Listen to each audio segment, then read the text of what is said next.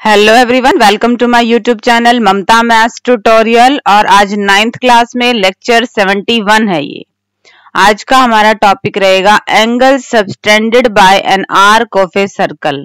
वृत्त की कोई चाप है और वो कैसे कैसे कोण बनाती है उनसे संबंधित। उससे पहले कुछ रिमार्क हैं, वो देख लीजिए। First, if two chords of a circle are equal then their corresponding arcs are congruent। यदि किसी वृत्त की दो जीवाएं बराबर हों तो उनकी संगत चाप सर्वांगसम होती हैं। ये हो गया आपके पास सर्कल और ये दोनों जीवाएं होगी बराबर। तो इससे रिलेटेड आपके पास ये आर्क और इससे रिलेटेड आपके पास ये आर्क, ये दोनों चाप क्या होंगे आपके पास सर्वांगसम होंगी, बराबर होंगे। Second, if two arcs are congruent then their corresponding chords are equal। यदि दो चाप सर्वांगसम है तो उनकी संगत जीवाएं बराबर होती हैं। जस्ट इसका अपोजिट, अगर चाप आर्क बराबर हैं तो ये जीवाएं हैं ये भी क्या होंगी, बराबर होंगी। नेक्स्ट रिमार्क देखिए क्या है। congruent arcs और equal arcs of a circle subtend equal angles at the center। किसी वृत्त की सर्वांगसम चाप या बराबर चाप केंद्र पर बराबर कोण अंतरित करती हैं। अगर ये आपके पास सर्कल है और एक ये चाप ले ली हमने और एक ये चाप ले ली, ये आर्क आपके पास बराबर है तो ये सेंटर पे जो कोण बनाएंगी ये कोण भी आपस में क्या होंगे, बराबर होंगे। अब थ्योरम है, स्टेटमेंट देखिए। The angle subtended bye an arc at the centre is double the angle subtended by it at any point on the remaining part of the circle। बहुत इंपॉर्टेंट रिजल्ट है। एक चाप द्वारा केंद्र पर अंतरित कोण वृत्त के शेष भाग के किसी बिंदु पर अंतरित कोण का दुगना होता है। अगर ये आपके पास सर्कल है और ये चाप है, वो दो तरह से कोण बनाएगी।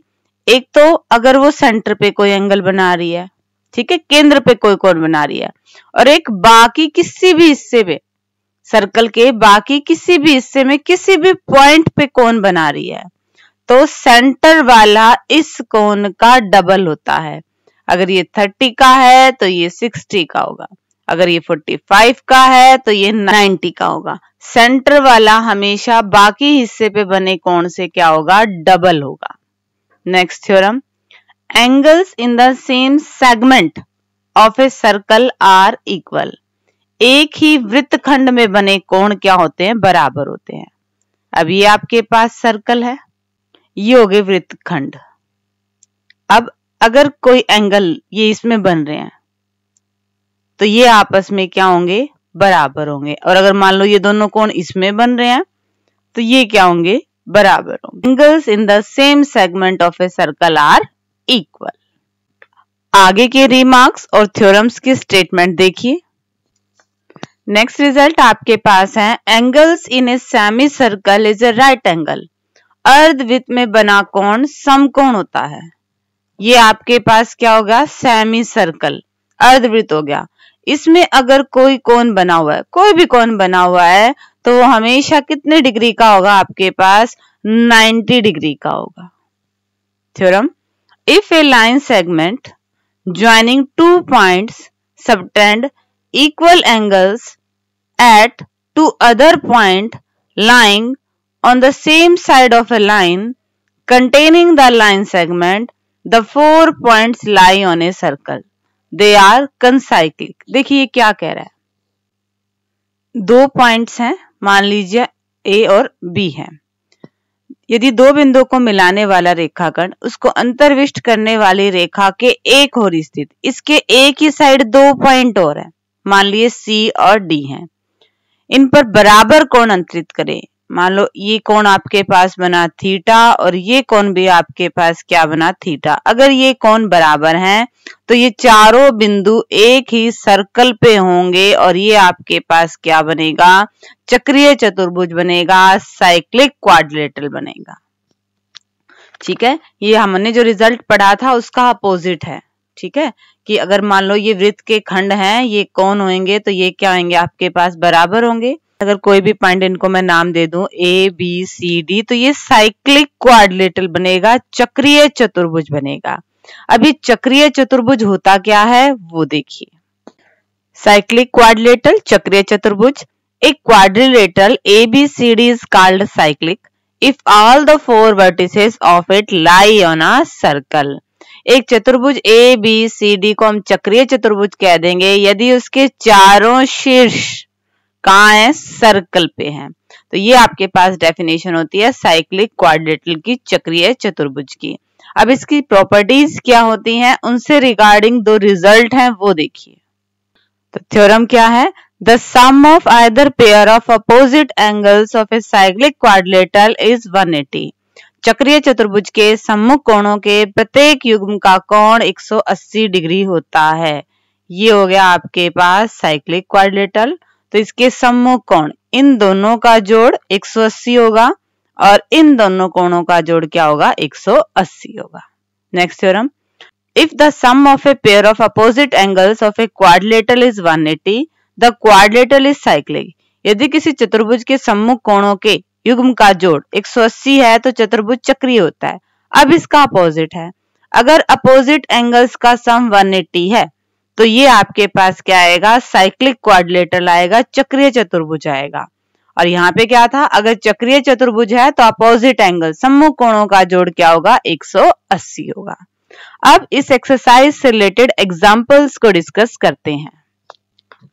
एग्जाम्पल की स्टेटमेंट इन फिगर आपको दे रखी है।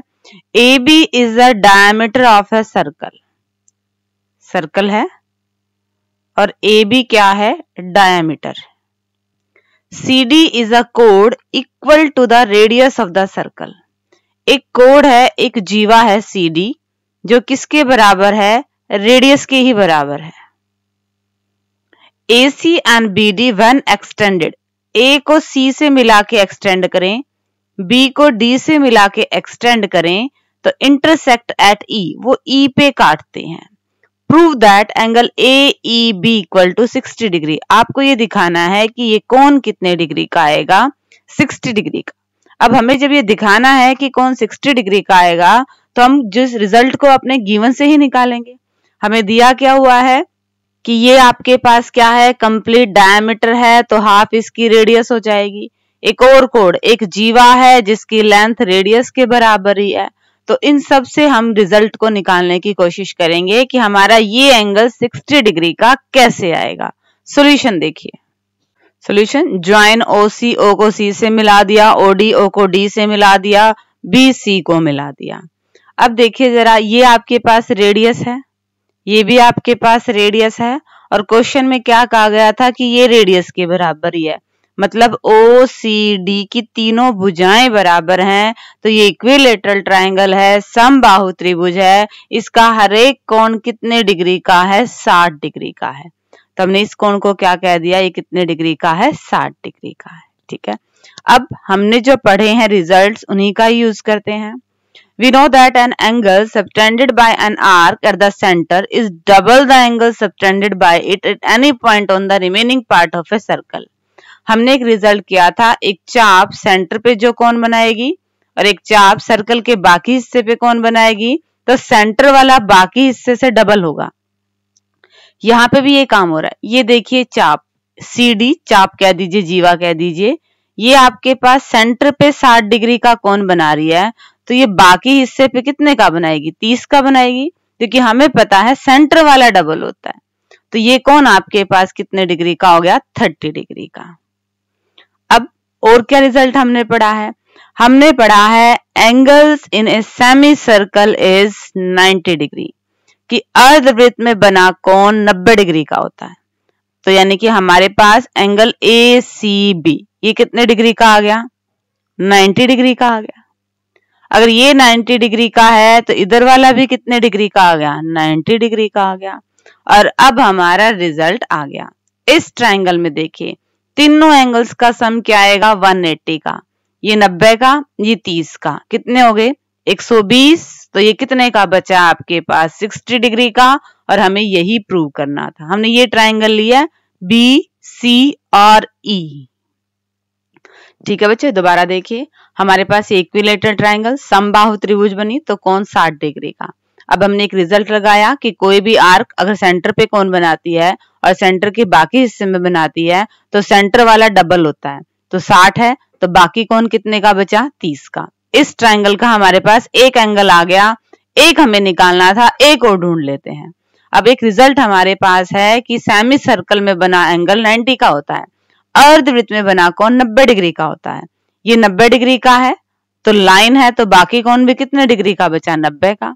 ट्रायंगल के तीनों कोणों का जोड़ 180 होता है, एक 90 का आ चुका, एक 30 का आ चुका। थर्ड कोण कितने डिग्री का बना, 60 डिग्री का। यही हमें प्रूव करना था। एग्जाम्पल 4 में देखते हैं क्या पूछ रखा है। एग्जाम्पल 4 इन फिगर आपको दे रखी है। ABCD is a cyclic quadrilateral. ABCD चक्रीय चतुर्भुज है, मतलब इसके हर एक वर्टिसेस पे से क्या जा रहा है, एक सर्कल जा रहा है। In which AC and BD are its diagonal. AC BD क्या है, डायगोनल है। DBC ये एंगल आपको 55 डिग्री का दे रखा है। BAC ये एंगल आपको 45 डिग्री का दे रखा है। आपने निकालना है BCD, ये कंप्लीट एंगल निकालना है। अब हमारे पास क्या दे रखा है, साइक्लिक क्वाड्रिलेटरल चक्रीय चतुर्भुज दे रखा है, मतलब हम उसकी प्रॉपर्टी का यूज करेंगे। अब हमें पता है कि चक्रीय चतुर्भुज के अपोजिट एंगल्स, आमने सामने वाले कोणों का जोड़ कितना होता है, 180। तो C के सामने क्या है, A। अगर हमें A मिल जाए तो हम उसको 180 में से घटा देंगे, C आ जाएगा, क्योंकि इन दोनों का जोड़ तो कितना होना है, 180 होना है। इतना पता है हमें कि 45 डिग्री का है, ये और निकालना है। अगेन हमने जो रिजल्ट्स पढ़े हैं उनका यूज करते हैं, क्या कि एक ही वृत्तखंड में बने कोण क्या होते हैं, बराबर होते हैं। तो यहां से देखिए, इस आर्क द्वारा एक तो कोण आपके पास ये बनाया गया है और एक कोण आपके पास ये बनाया है, तो ये कोण कितने डिग्री का आ जाएगा, 55 डिग्री का। ठीक है, अब हमारे पास एंगल A टोटल कितने डिग्री का हो गया है, 100 डिग्री का। अपोजिट एंगल्स का सम क्या होता है, 180। तो ये वाला एंगल आपके पास कितने डिग्री का आ जाएगा, 80 डिग्री का, और यही एंगल हमें निकालना था। ठीक है, दोबारा देख लीजिए, ये एंगल हमें 55 दे रखा था, ये 45 दे रखा था, और हमें C निकालना था। एंगल C कब निकलेगा, जब हमें कंप्लीट एंगल A पता हो, क्योंकि हमें पता है इन दोनों का जोड़ तो 180 होता है। फिर हमने एक रिजल्ट यूज किया कि angles in the same segment are equal. एक ही वृत्तखंड में बने कोण बराबर होते हैं। ये 55 का था तो ये एंगल भी कितने का आ गया, 55 का। 45 का ये ऑलरेडी दे रखा था। पूरा एंगल 100 डिग्री का, अपोजिट एंगल्स का सम 180 होता है, तो जो एंगल हमें निकालना था वो बचा हमारा 80 डिग्री का। Next example, example 5, to circles intersect at 2 points A and B। दो सर्कल्स हैं, दो पॉइंट पे कट कर रहे हैं, A पे और B पे। AD and AC are diameters of two circle. AD और AC ये क्या है, व्यास है। Prove that B lies on the line segment D। आपने प्रूव क्या करना है कि अगर हम DC को मिलाएं तो BC के ऊपर आएगा। अब हमने जो रिजल्ट्स पढ़े हैं ऑब्वियसली हम उनका यूज करेंगे।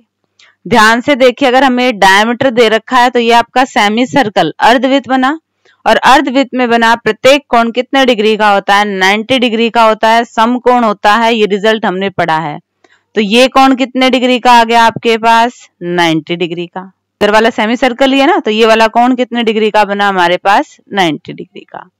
इसी तरह से ये आपके पास व्यास है, मतलब ये अर्धवृत्त है, इसमें भी बना हर एक कोण कितने डिग्री का आएगा, 90 डिग्री का। तो ये कोण भी कितने का आ गया, 90 का।